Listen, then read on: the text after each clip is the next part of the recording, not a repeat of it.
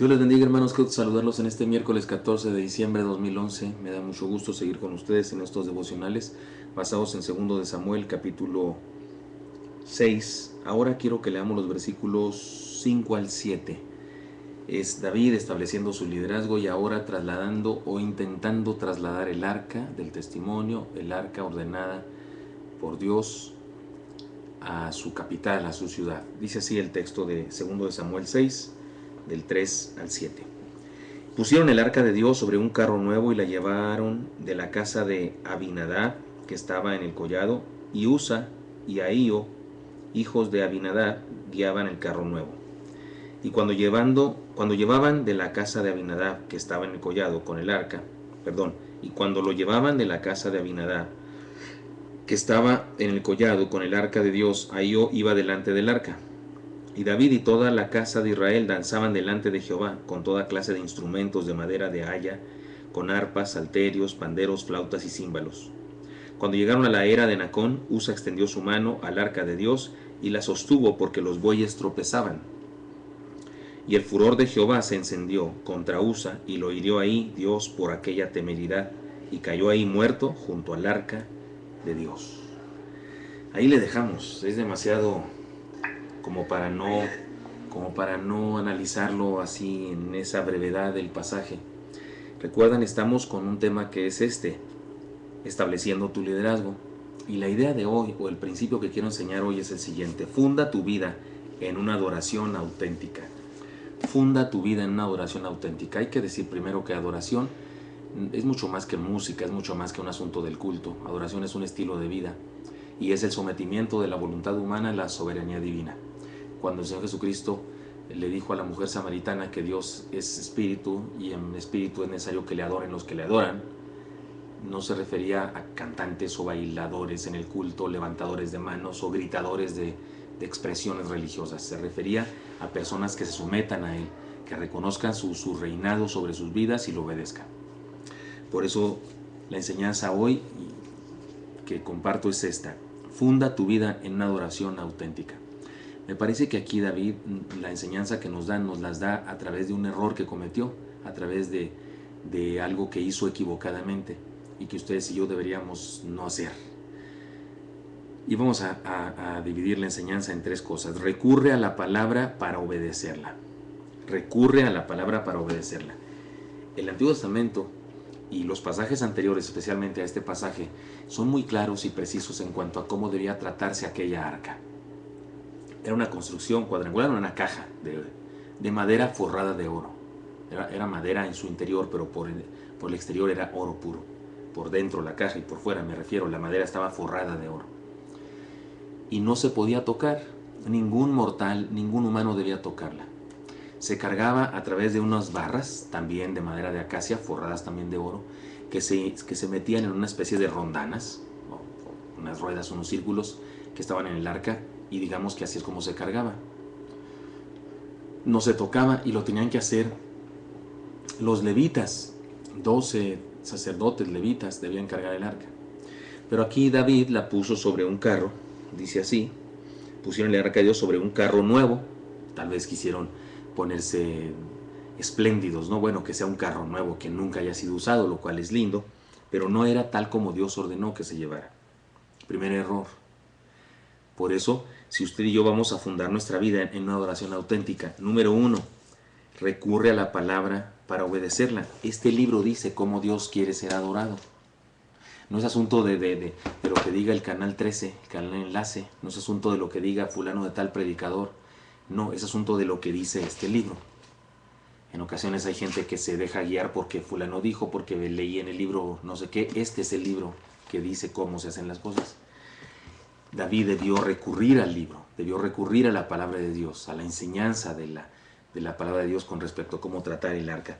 No lo hizo y eso fue lo que desencadenó este asunto triste, la muerte de un joven levita.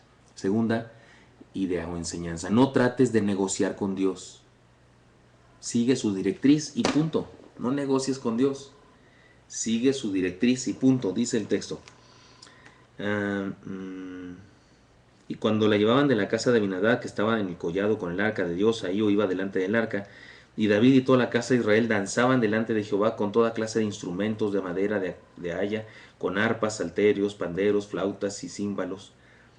Iban contentos y la verdad es que iban haciendo cosas pues, para celebrar a Dios. No se puede negociar eso con Dios. Si Dios ordena una cosa, se hace así y punto, se acabó. Para eso es Dios, para eso es soberano. Lo que debe hacer un mortal es seguir las directrices de Dios. No trates de negociar. Aquí si usted y yo podemos decir, pero ¿por qué? Si el arca se iba a caer, los bueyes iban tropezando y se iba a voltear y se iba a quedar llena de lodo. ¿Cómo sabemos que Dios no tiene el poder para levantarla y para evitar que se caiga y para elevarla porque unos ángeles la sostienen? No, hay cosas que son no negociables con nuestro Dios. Y la obediencia a su palabra, la obediencia a lo que Él dice, eso es no negociable, punto. Ahí lo dice y hay que obedecerlo. Y número 3, comprende la gravedad de la falta de oración antes que las consecuencias sean terribles. Mire, la consecuencia fue grave, murió un sacerdote levita.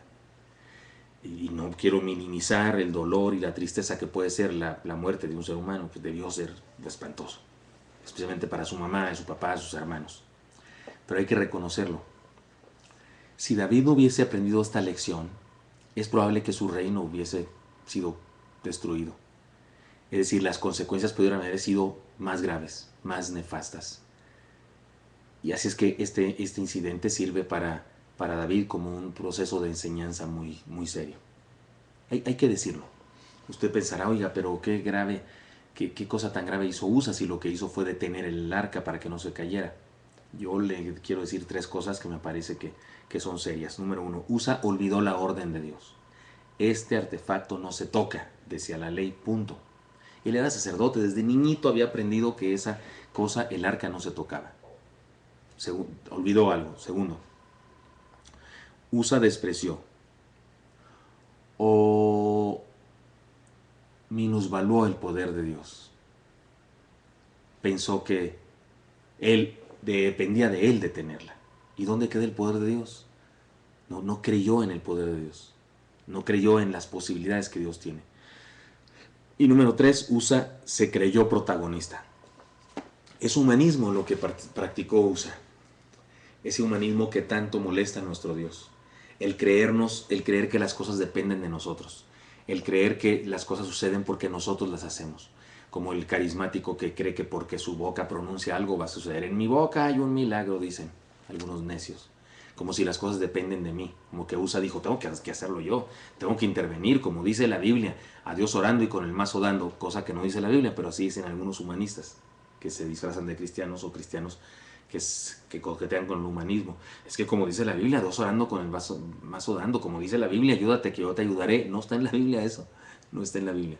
Aquí Usa debió respetar lo que sabía, esa cosa no se toca, y debió obedecer al Señor sin negociar. Debió reconocer el poder de Dios que tenía para defender su arca, para evitar que se cayera. Sin embargo, él quiso ser el defensor, el protagonista, el salvador del arca. La ira de Dios se encendió contra él y se murió. Eso es serio. Creo que David aprendió la lección y hubiera sido más serio si no hubiese aprendido esa lección, porque hubiera cometido errores semejantes y tal vez más graves cada vez en lo sucesivo. Por eso la enseñanza aquí es esta: funda tu vida en una oración genuina. Es decir, recurre a la palabra para obedecerla. No trates de negociar con Dios, sigue sus directrices y punto, y comprende la gravedad de la falta de oración antes de que las consecuencias sean nefastas. Muy bien, esta es la enseñanza que les quiero dejar, hermanos, a ustedes ahora para este